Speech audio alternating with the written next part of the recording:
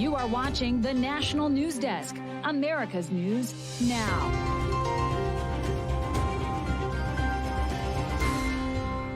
Severe weather hits during the post-holiday travel rush. The conditions tonight ahead for millions now heading home, and the major airport hit the hardest. They have acted incredibly recklessly. They should have closed, in this instance, they should have closed the airspace. Accusations now swirling after a passenger plane crashes, killing dozens. The new information tonight from the site that has some blaming Russia. A record year for holiday spending. Now comes the rush to make those returns. But shopping experts say there are plenty of deals still up for grabs. This is the National News Desk, America's News Now. I'm Ryan Smith. Thank you so much for joining us tonight. Several strong storms now in the works, disrupting one of the busiest travel days of this holiday season. Heavy rain and snow now forecast to slam the Pacific Northwest, all before moving out east tonight. Millions along the coastline now under alerts for dangerous surf conditions.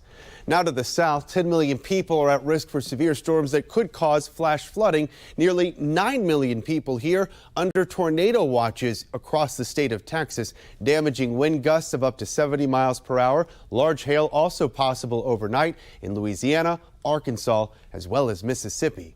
That severe weather in the south and dense fog over the central U.S. now causing several flight delays, including ground stops at 2 Texas airports.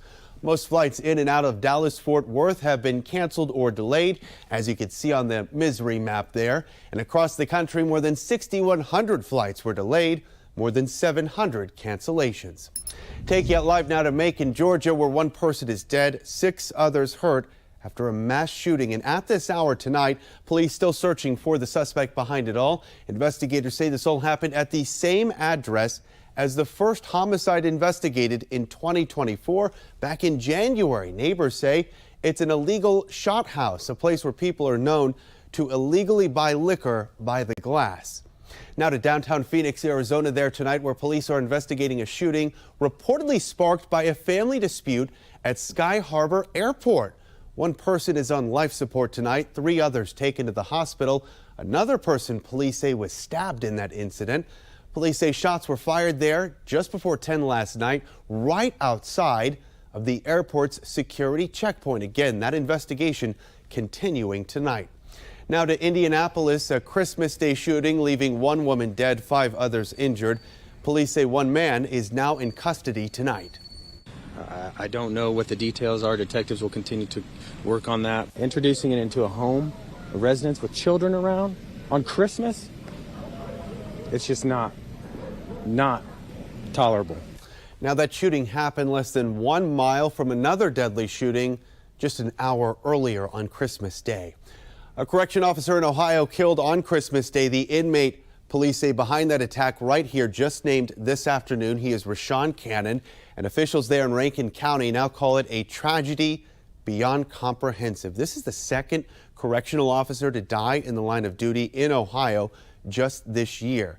The National News Desk's Stephanie Dupree has more tonight.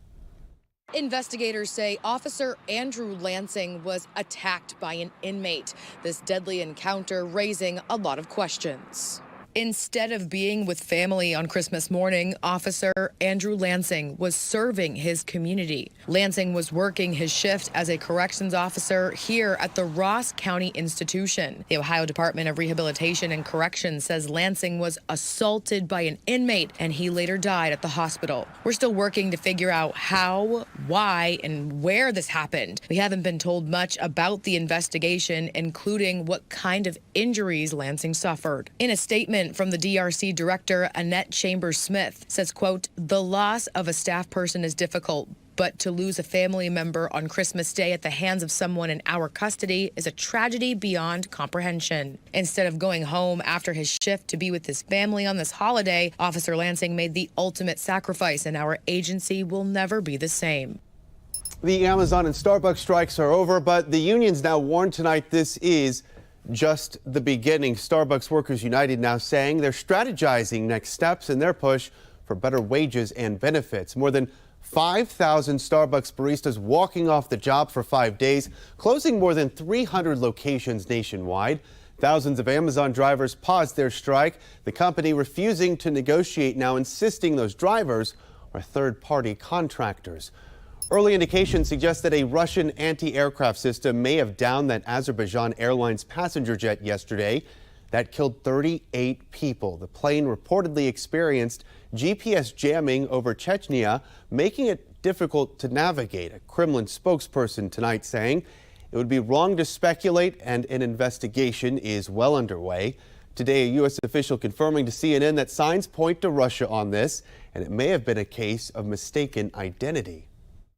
They should have closed the airspace because apparently there was some Ukrainian drone fighting and back and forth between the Russians and the Ukrainians over that airspace. So most of the outside experts who have seen pictures of the aircraft on the ground after it safely landed noted that there were puncture marks on the aircraft consistent with the use of a Russian air defense system. Teen actor Hudson Meek now confirmed dead after falling from a moving vehicle in his hometown near Birmingham, Alabama. The 16-year-old was known for playing the younger version of the main character in the movie Baby Driver. Officials now say Meek suffered blunt force trauma from the accident last week.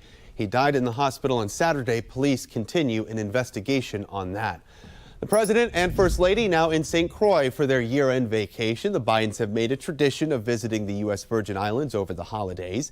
President Biden has just 25 days now left in office. The end of his term has been marked now with pardons and commutations and several bill signings. The war of words between incoming President Donald Trump and Panama continues tonight. Its president saying no one will operate the sought-after Panama Canal except Panamanian authorities. I reiterate, there's absolutely no meddling or Chinese participation in anything pertaining to the Panama Canal. It may be geopolitical fears that have some validity in their perspective, but when it comes to Panama, there's no truth at all. This after Trump posting a series of Christmas Day messages advocating for the U.S. to expand its territory and influence throughout the world. As national correspondent Matt Gelko reports tonight, the president-elect also took some shots at American allies. In a lengthy Christmas Day Truth Social post, President-elect Donald Trump continued to needle some allies and pitch U.S. expansion. He started with the Panama Canal, saying Merry Christmas to all, including the wonderful soldiers of China who are lovingly but illegally operating the Panama Canal. It was an extension of an ongoing gripe. The fees being charged by Panama are ridiculous, highly unfair. This complete ripoff of our country will immediately stop. Panama's president has insisted the canal will remain under Panamanian control. That is a manifestation of gross ignorance of history. The canal will celebrate 25 years under Panamanian hands. Trump's threats could be viewed as trying to disrupt China's growing global influence, but some Democrats think he's going about it wrong.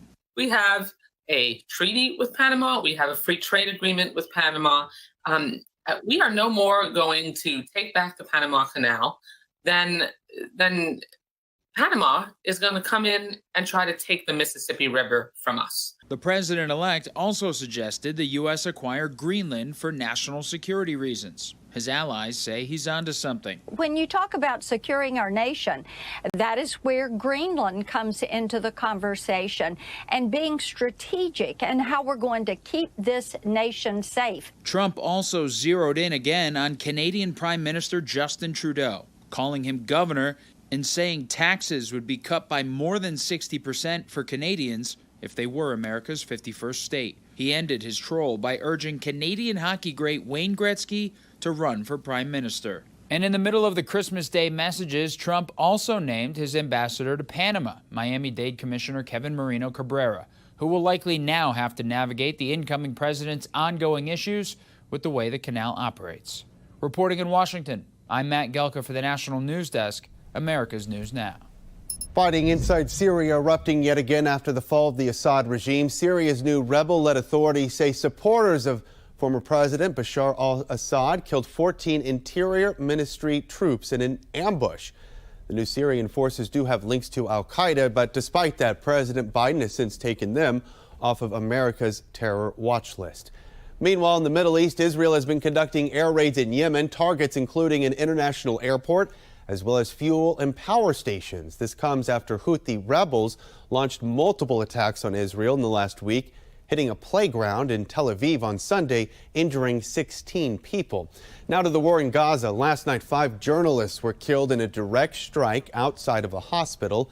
That group worked for an affiliate, reportedly with the Palestinian Islamic Jihad terrorist group. Israel saying it is behind the strike, stating, quote, the 5 targets are known military members of that terror group and were, quote, posing as journalists. The Associated Press identifies Islamic Jihad as a smaller but more extremely ally of Hamas. It's now believed that the Islamic Jihad group holds some of the remaining Israeli hostages held captive in Gaza. Next here on the National News Desk, the big change in the holiday season spending taking retailers by surprise. Then, the infectious disease now surging to its highest levels in more than a decade, the painful symptoms that can last for months. Later, saving an entire pizza business with just one bite, the social media star making holiday wishes come true in Baltimore.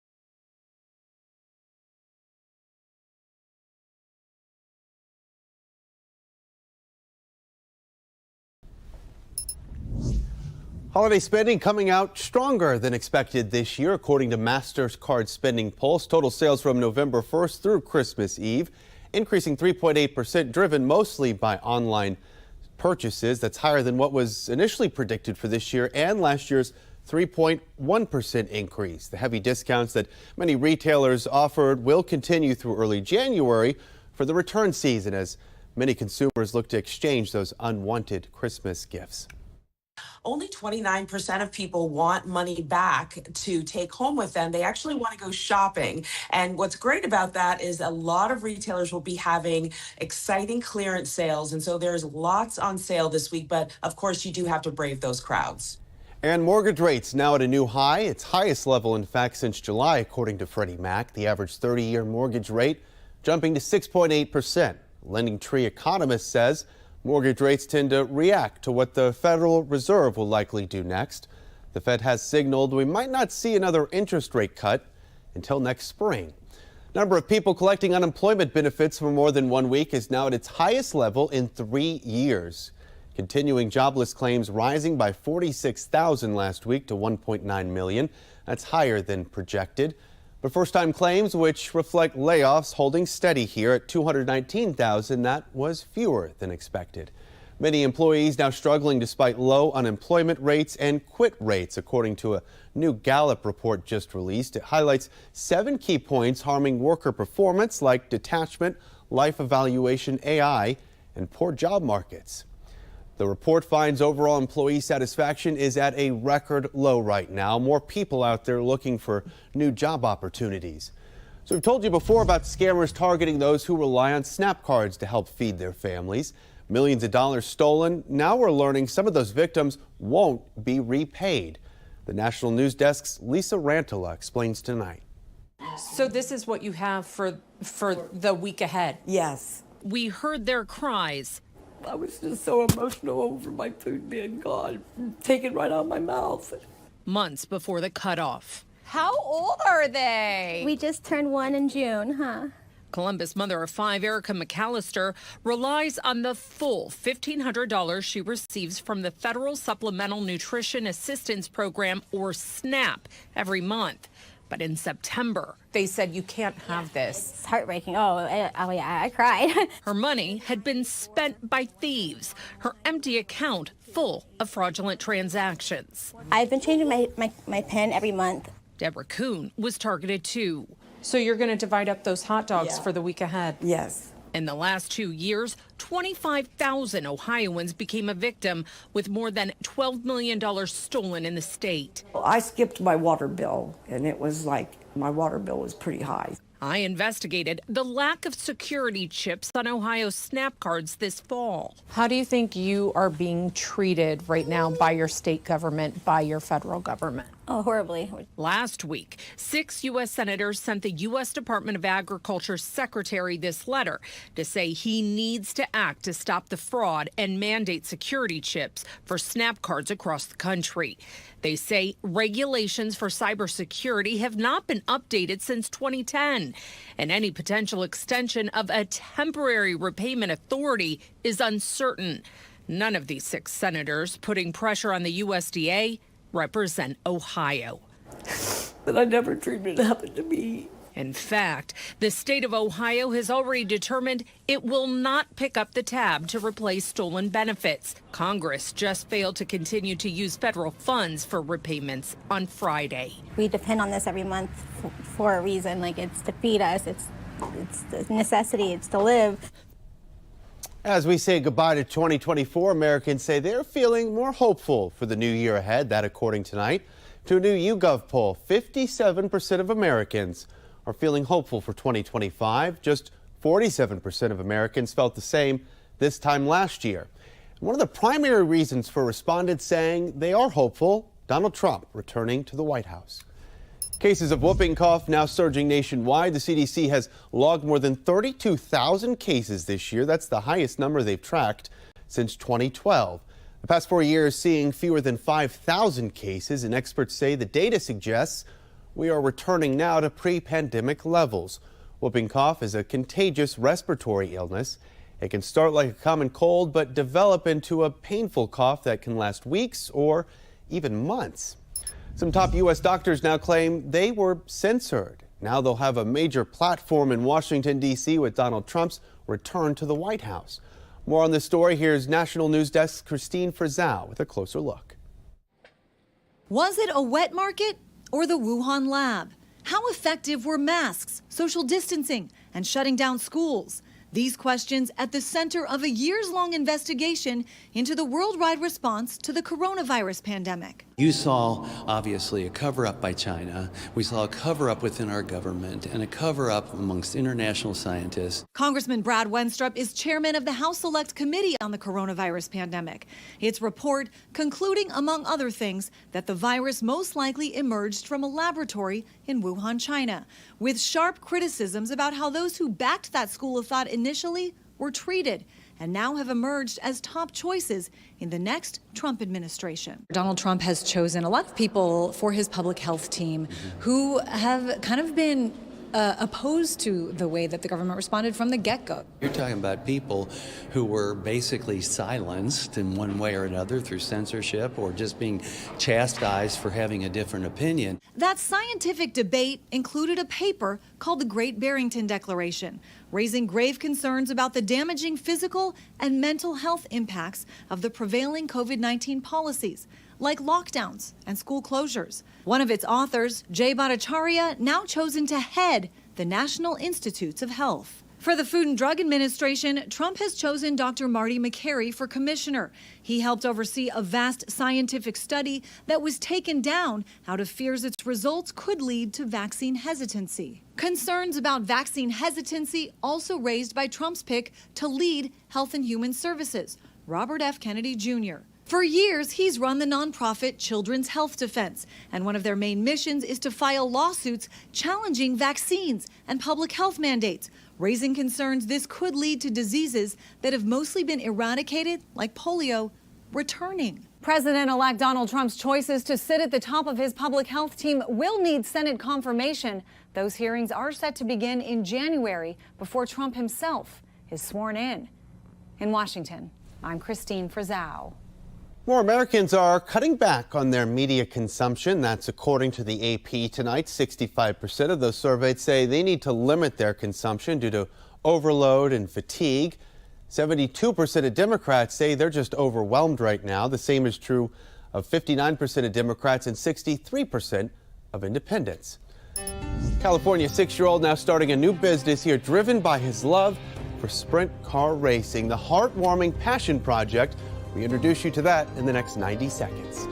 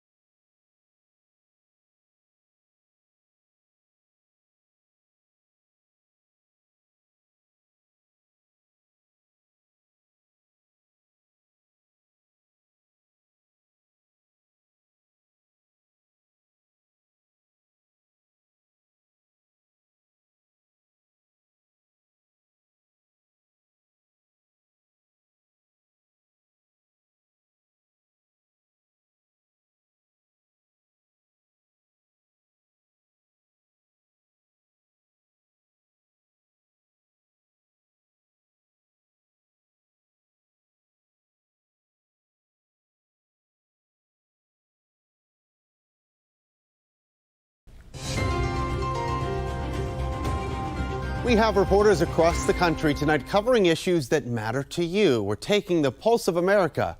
And tonight we start in Ohio, where a restaurant owner is spreading some much-needed holiday joy.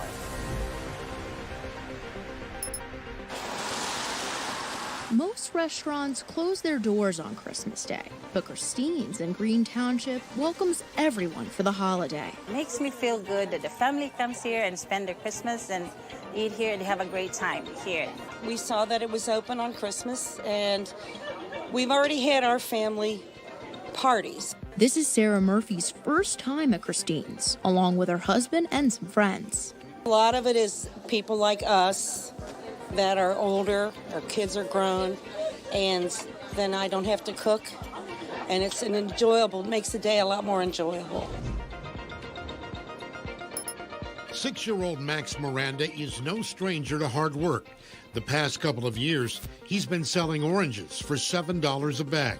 You can find him and his dad, Scott, at the corner of Centennial and Greenfield in Hanford. We decided when we sold them that some of the money would go towards his racing and his maintenance and stuff, and then some of it would go towards his savings account. Max loves sprint car racing.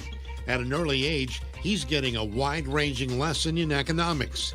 If he wants to get behind the wheel, his parents want him to earn the ride. You work hard enough, you'll be able to get to a point where you can enjoy stuff and you can get to do things and just learn the responsibility of taking care of stuff that you need to get done. The day before Christmas, people from far and near rushing in to Tiny Brick Oven Pizza. Looks like we're going to be really busy. On what was likely Will Fagg's last day in business. Welcome, everybody. Welcome to Tiny Brick Oven. Is now his busiest. Just a week before he came in, this one customer was like, I'm so sad you're closing. I tagged like Stool Presidente, and he's gonna come and like save your pizza shop. That Presidente, Dave Portnoy. Did you guys see the Barstool video? President of Barstool. He came in, I mean, I feel like I looked like a complete raving lunatic in the video because I was so excited. This is so wild, man. Can I get a selfie with you? Yeah, of course. Oh my gosh, man, you're like my hero, bro. Like, what do you need to stay open for a year? But more than the ratings, Portnoy giving this small pizza shop in Fed Hill a chance. Listen, I think we could probably get our liquor license and continue to stay open if we had 60,000. Would that be done? Done? Done. Oh my God, that's unbelievable. Handshake, sealing the deal. He deposited in my account the next day, and he texted us back and said, you know, I think you're going to be really busy now. And I was like, yeah, I think so too. A Christmas Day rescue next year on the National News Desk. The first responders who swooped in just in the nick of time to save a baby deer.